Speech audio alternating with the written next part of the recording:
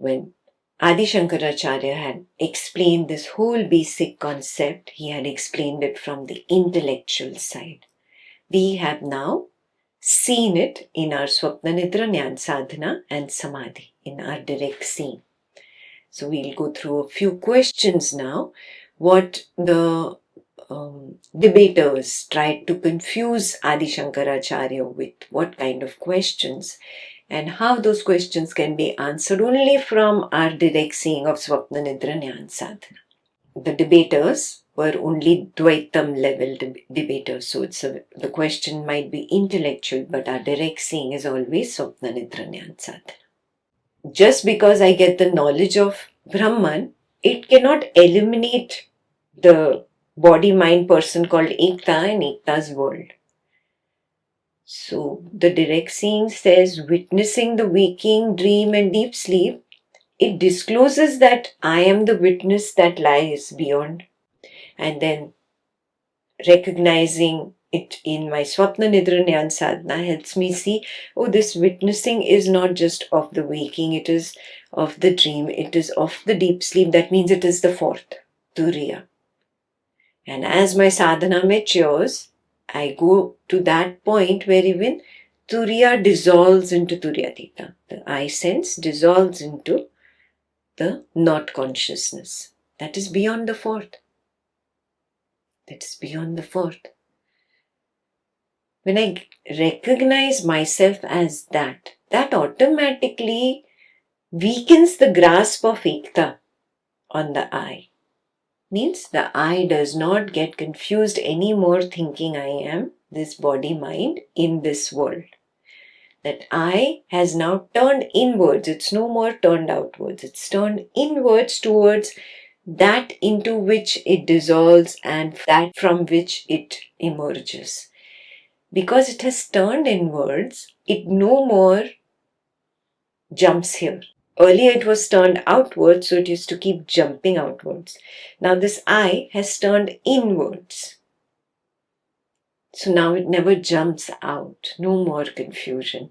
So even though the body arising appears and disappears, the thought arising appears and disappears, it is seen as nothing but consciousness, a movement in consciousness. The one who is there at the enlightened stage, he sees this as only an abhas. There is abhas of the movement of Ekta's hand. When the movement is there, the color and shape of the hand is not there. When the color and shape of the hand is there, the movement is not there.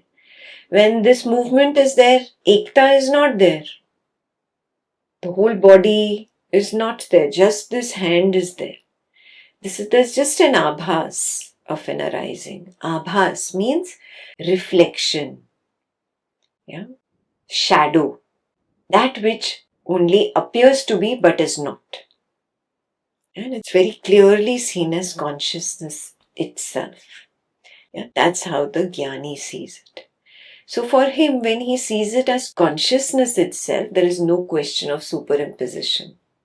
And there is no need for the body, mind or the world to disappear.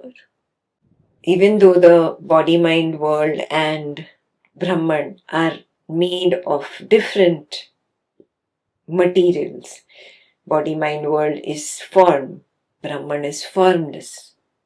Different materials. How can they be superimposed? Oh, they are. You yourself have been given the power that in the dream, I am the formless witness. I forget about myself and I assume the form of the dream character. And that dream character is flying in the sky with other friends. Suddenly I have a form. The form has wings and the wings can make me fly in the sky. I forgot that I am the formless witness. The same power has been extended to the waking. Start seeing that. I assume that I have this form of Ekta and I am in this waking world. So superimposition is possible between two dissimilar forms. You see it in your own Swapna Nidra Jnana Sadhana when you start projecting some form. But there is no form in the dream, no real form. Yeah. So that's how superimposition happens between opposing forms also. It happens between opposing positions. Subject becomes object. Yeah. Witness is the subject of the dream, but it assumes to be the dream character, which is the object. And that object is experiencing another object. So funny. Yeah. So even between two different positions, two different stands of subject and object, superimposition happens. I see it in my own Swapna Nidra Jnana Sadhana. Even though this body, mind and this world is not separate from Brahman, how do I separate it out? How can oneself be separated? How can space be separated? Yeah. Just that knowledge, I am. Yeah. You see it come out of the deep sleep, that knowledge is there, I am. This is sufficient birthing ground for the confusion. Oh, I am, but what am I? What am I? Who am I? This confusion, this not knowing myself, the I cannot stand alone. No. It triggers samskaras. And these samskaras birth anything that is ready to sprout, any idea that is ready to sprout, any illusion, anything that can answer the confusing question, who am I or what am I? Yeah. And that samskara projects that thing in the dream. Remember, it is a samskara that is ready to sprout. That is the one that comes up to answer the question, who am I? What am I? That's how the I projects the first dream. That dream character, that dream world, that is not self. It is not self. Yet it is not unknown. How superimposition can occur without total ignorance? That samskara is not totally unknown to you. Do you realize this? Whatever you project in your dream is not totally unknown to you. Yeah. Do you recognize this? Partial ignorance is sufficient to birth superimposition. I start thinking I'm that dream character. I live in that dream world, and that dream world is so real. Whether it's a nightmare or it's a very pleasant, happy dream. In either case, it is so real. Yeah, there's only partial ignorance. It's not completely unfamiliar because it is a sprout of my own samskara. Do you see that? Despite it being only partially known and partially unknown, it created this whole story of whatever the dream is, and that's superimposed on me, the not consciousness. That I sense arises from the nothingness, seeks its identity, knows it exists but doesn't know what it is. This confusion projects an idea. So samskaras come up. Doesn't matter if the projection is reality or not, but it believes that is true. Yeah? Partial ignorance was sufficient here. Sufficient. Yeah. Because it is my own samskara, that is why it is partial ignorance, not complete ignorance. Just one samskara, one impression is sufficient. I don't need a knowing of Ekta's body, mind and world to project the first scene in Ekta's life. Maybe it was whatever age the recognition of the first scene came. Yeah. Maybe it was after a few months of the baby being born or at the time of birth. We don't know when that first scene, first projection was. For that first scene, for that first projection, a past encounter was not required to project an illusory mummy, daddy, illusory world, illusory cradle. For that first projection, a past encounter with a scene like that was not a mandatory requirement. And this I know from my own dream. I, the witness, project a dream character, and that dream character is being chased by a leopard. Never seen a leopard in my life before. Never even had the idea of a leopard. Or a ghost. You can never see a ghost. You've never seen a ghost. Yet you are afraid of a ghost chasing you. Do you recognize in your dream you don't even really see the ghost or the leopard or whatever the nightmare is from? There is only the fear. Yes. So what is that fear? That impression. That samskara. So because of the impression, an unseen and unfamiliar entity can be projected. That is how the first scene of Ekta, the baby in the cradle, and Ekta's mommy, daddy, and whatever the scene is of the house, everything got projected. Clear? Wherever I say Ekta, please insert your name and recognize this scene. That to see the ghost in my dream, I did not have to have seen a ghost before. Which means to see that first scene, first projection in the waking, I need not have met a mom, a dad, or a scene like that, a cradle and all that before. No.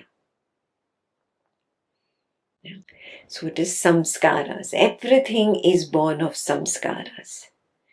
And from where do they stem? From ignorance. Simply from ignorance. Ignorance is beginningless. There is no beginning point. You cannot say, oh, this is the day and this is the time when my ignorance of playing the guitar began. Oh, you cannot. Ignorance is ignorance. It's beginningless. I don't know how to play the guitar. Yeah. So, ignorance does not have a beginning. Like that only. Your samskaras that you consider personal, they are not personal. It's samskaras belonging to the collective consciousness. They do not have a beginning point, anadi. But they can end. That you know, right? With knowledge, all ignorance comes to an end. How do I see this beginningless ignorance? In my Swapna Nidra Nyan Sadhana, whenever dream story begins, it's never at the beginning point of a story. It's somewhere at the middle of a story. You never find the beginning point of a dream. And if you've not recognized this, this must go down as a command that I have to give myself. I never know a dream story from the beginning. The I similarly never knows the waking story of the so-called birth of the waker from the beginning point. That is why you do not have memory of coming out of the mother's womb. Do you? So it's anadi samskar, anadi avidya. Yeah? Beginningless impression, beginningless ignorance. Despite all this drama, all this world and all these illusions, you cannot call it an experience. The idea of experiencing an illusion is an illusion in itself.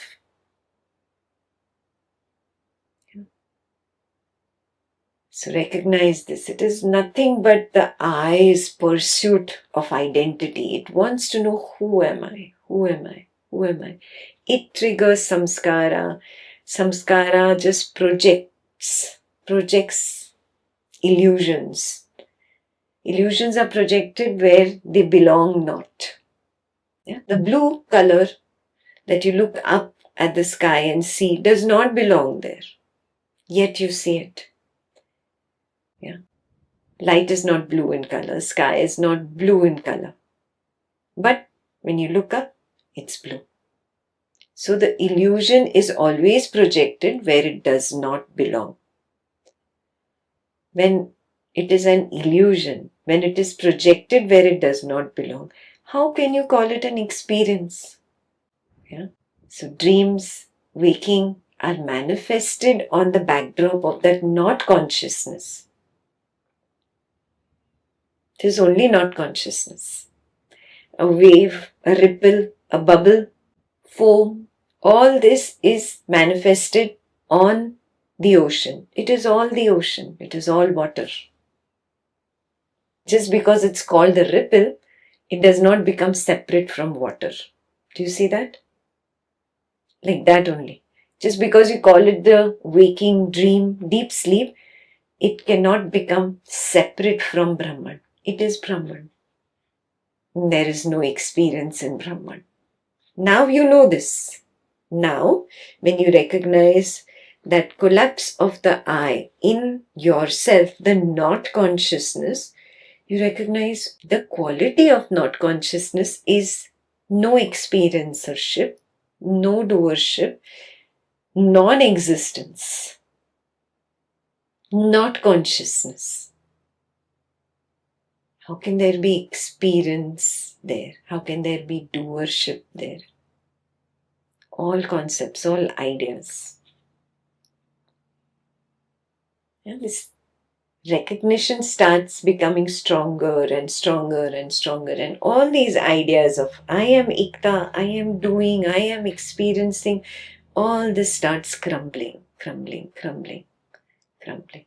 Just like, you used to play with a doll and think your doll is real, and used to make fake tea and comb its hair and do all those things and put it in its dollhouse, and you really considered it real. And slowly, slowly, all that started fizzling away, fizzling away. And now the doll is somewhere in the corner, or the kid is playing with it, or it's broken and gone. Like that. This waker in the waking world will become that little doll somewhere in the corner. I am zoomed out, far away. Even the idea that I had a body mind and I was in a world seemed so silly then. Just like you cannot see in the dream, I was actually flying with my friends. My wings really existed. My friends were really up in the sky with me. They also had wings. No, you don't talk about it. The whole thing collapses. It's all done. No. It was non-existent. That flying Ekta in the sky is non-existent. How can I say the non-existent was experienced? You shun all these ideas. Then only you know you have come to the other side. If you're not able to completely shun the ideas, you have not come to the other side. For me, even when I recognize Ekta is speaking and giving this wonderful knowledge about me, Brahman, I know she is non-existent. This knowledge session is non-existent. That which is non-existent, how can that be called an experience? I see very clearly. Nobodiness and nothingness is the truth. Even the knowledge of superimposition is gone there. Because it's not consciousness, no? The moment I recognized, oh, this search for identity outside is futile. There is no identity in deep sleep. There is no identity in dream. There is no identity in waking. I turns away. This turning away, this is the big milestone. The big milestone. Now it willingly collapses into nothingness because it now doesn't look outside. It looks inside. Imagine the witnessing field was throwing light here. In the center was Ekta and Ekta's world. So it was completely focused here. That is why it was slipping in. Now the witnessing field has turned its lights out, away from Ekta. Do you see this?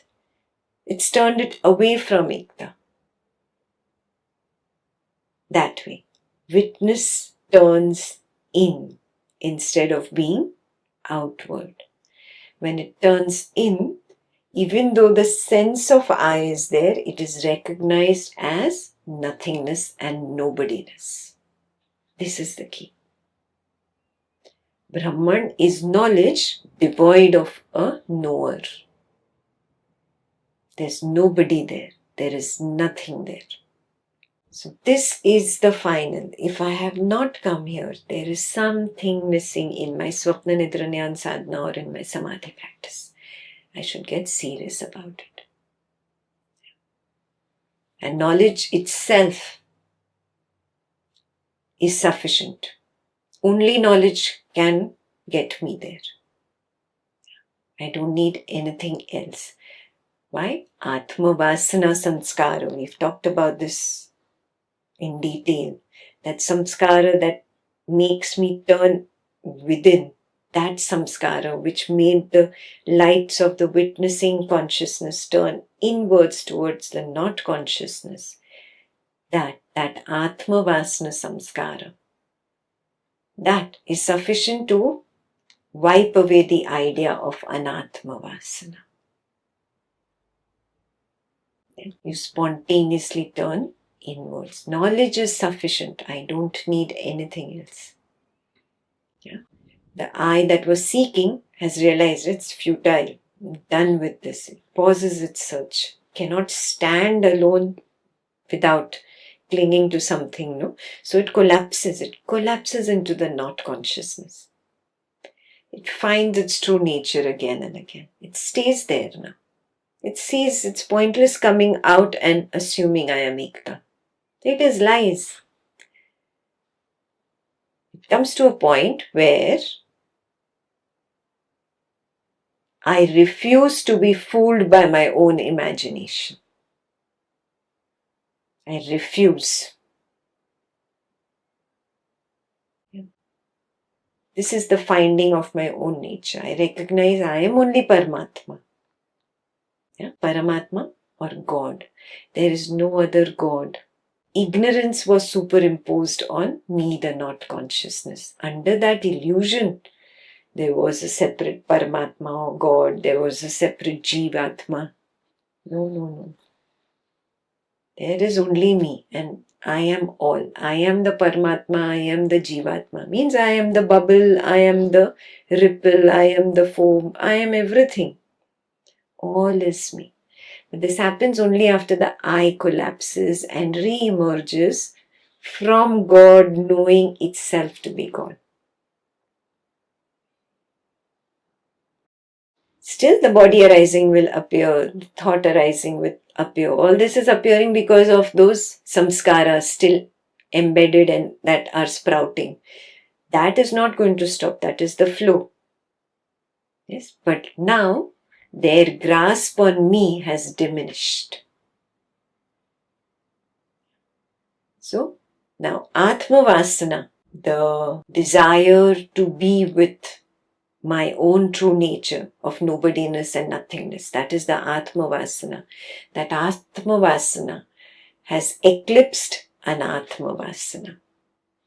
Yeah. Now I merges with Paramatma. It realizes I am only Paramatma. I am God. Knowledge can remove only the veiling power. The veiling power of Maya has collapsed. But has the projection collapsed? Projection will continue. Why? Because you have fueled so many samskaras. You've given the fuel, now the fuel needs to be exhausted. Who you? Not you, the waker. You, the witness consciousness, not assumed to be the waker and made this whole individual idea. You fueled it, no? By again and again thinking, I am this person, I am in this world, I am the doer, I am the experiencer. The more you do this, the more you're fueling.